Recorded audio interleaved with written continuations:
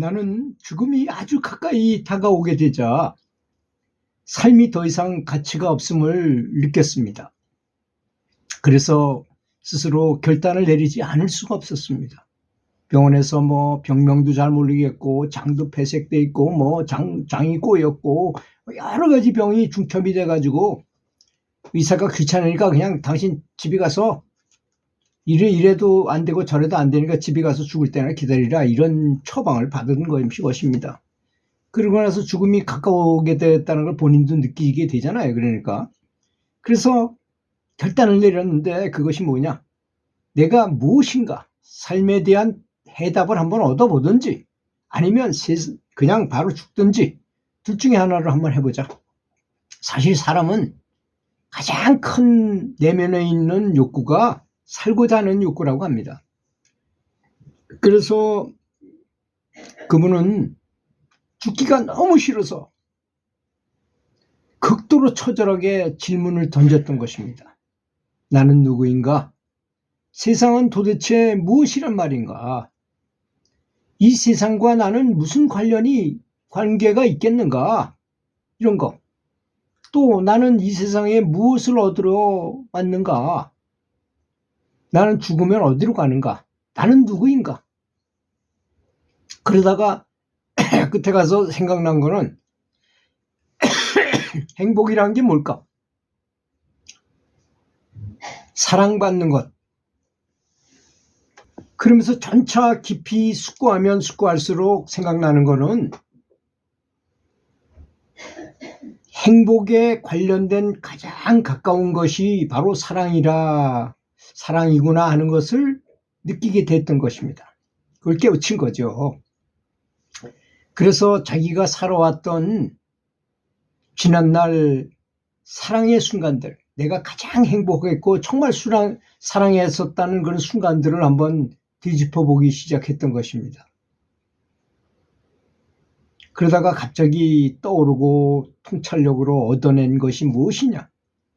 내가 가장 행복했던 순간은 내가 누군가를 진심으로 정성을 다해서 사랑할 때였다는 것을 스스로 알아채게 된 것입니다. 그래서 가장 멋지게 생각되는 것이 어느 아름답고 향기로운 저녁에 내가 가장 사랑했던 버지니아라는 아가씨와 캠핑 가가지고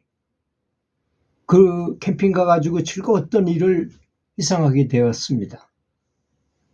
우리 둘은 잔디 위에 누워서 하늘을 바라보고 있었어요. 그녀를 나의 두 팔로 껴안았을 때 최상의 완벽한 행복, 열반의 기쁨, 니르바나라고 그러잖아요. 열반이. 니르바나의 기쁨이 거기 있었던 것입니다. 그런데 그걸 가만히 꼼꼼히 다시 한번 자세히 꼼꼼하게 생각해 보니 그 행복은 내가 그녀를 사랑했기 때문에 생겨난 것이라는 걸 알게 되었던 것입니다. 그 행복의 원인은 주변의 경치도 아름다움도 아니고 그녀와 함께 있었다는 사실도 아니었습니다. 단지 내가 그녀를 사랑하고 있는 한 나는 행복감을 느꼈던 것입니다. 근데 지금 생각해보면 그 여자는 결국은 결혼해가지고 다른 남자랑 살고 다른 아이들까지 낳아서 행복한 가정을 꾸리고 있고 저하고는 아무 관계가 없는 사람이 됐거든요. 그때 느낀 게 뭐냐? 내가 사랑하는 한, 내가 무엇인가, 누구든, 그게 버지니아든 아니든 간에 누구를 사랑했을 때 내가 가장 행복했었구나 하는 거를 뼈저리게 깨닫게 됐다는 것입니다. 그런데 그녀가 나에게 사랑한다고 사랑을 확인해 준 그때만 순간적으로 행복을 느꼈습니다. 그러나 그 에고의 만족감은 그리 길지 않았던 것입니다. 내가 그 만족감을 느끼기 위해서는 그녀가 계속 사랑을 확인시켜 주어야만 했던 것입니다. 불편한 일이죠, 서로. 나는 나의 행복이 나의 사랑과 동일하다는 그런 아주 멋있는 결론을 내리게 됐던 것입니다. 그러니까 자동적으로 어떻게 생각이 되겠습니까? 내가 사랑을 더 많이 하면 나는 더 행복해지는구나 하는 걸 깨달은 거예요. 이것을 깨달았다는 거, 이게 아주 간단한 문제잖아요.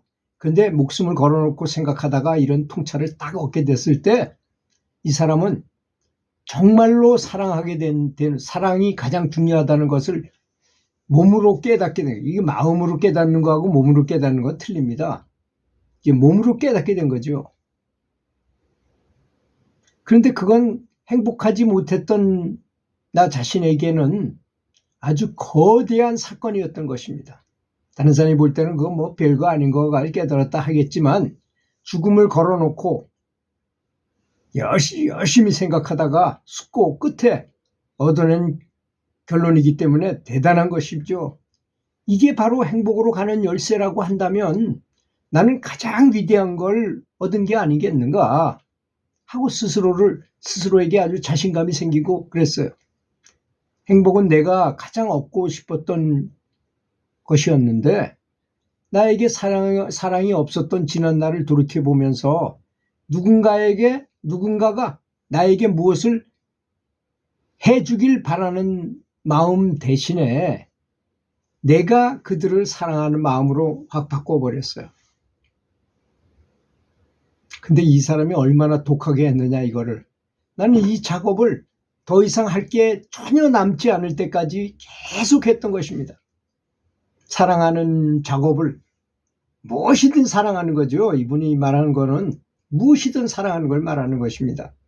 뭐 전기불에 감사하고, 방 안에 감사하고, 아파트에 감사하고, 뭐 밥이 끓고 있으면 밥에 감사하고, 이런 여러 가지 사소한 것부터 큰 것까지 뭐든지 다 사랑하는 마음을 보내주는 것입니다.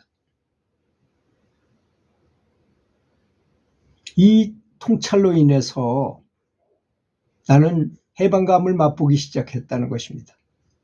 여러분, 해탈이다, 해방감이다 뭐 이렇게 말하는 것이 멀리 있는 게 아니라는 것입니다. 이분은 이래서 이 마음으로 이걸 계속 훈련해가지고 도를 통했어요. 도를 깨달았어요. 그리고 그 고통받는 사람에게는 조그만 해방감도 너무나 기분 좋은 것이라는 것을 깨달았어요. 참 죽어가는 마당에 이런 해방감을 탁 느끼게 되니까 너무나 기분이 좋다는 것입니다. 나는 올바른 방향으로 가고 있다는 것을 스스로 깨달았어요. 나는 행복의 사슬을 꼭 붙잡고는 그 행복을 온전히 다 얻을 때까지 절대 놓치지 않겠다고 결심을 했던 것입니다. 나는 더 큰 자유를 느꼈어요. 그 해방감 덕분에 마음을 집중시킬 수 있었습니다. 그래서 나의 마음을 잘 들여다보기 시작했던 것입니다. 마음이 무엇이고 지성이란 무엇인가? 이래가지고 이분이 결국은 도를 깨닫다고 하는데, 부처님께 경전에도 그런 말이 분명히 있습니다. 자비심이 곧 열애니라. 이렇게 사랑하는 마음을 계속 키우는 것이 이만큼 중요하다는 것.